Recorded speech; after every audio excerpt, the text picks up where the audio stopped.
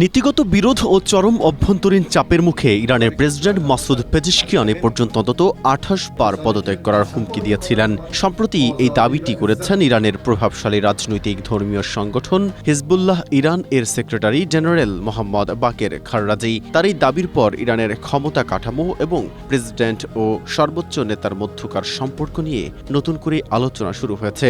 খাররাজি আরও দাবি করেন, পেজেশকিয়ানের এই ঘন ঘন পদত্যাগের হুমকিতে ক্ষুব্ধ হয়ে সর্বোচ্চ নেতা আয়াতুল্লাহ আলী খামেনির কার্যালয় থেকে এক পর্যায়ে চূড়ান্ত সতর্কবার্তা পাঠানো হয় যে এরপর পদত্যাগপত্র জমা দিলে তার সাথে সাথেই গ্রহণ করা হবে। এমন হুঁশিয়ারি পাওয়ার পরই পেজেশকিয়ান তার সিদ্ধান্ত থেকে সরে আসেন। তবে এই দাবির জবাবে গত মঙ্গলবার রাষ্ট্রীয় টেলিভিশনে দেওয়া এক সাক্ষাৎকারে পেজেশকিয়ান তার শপথে বহাল থাকার অনড় অঙ্গীকার ব্যক্ত করেছেন।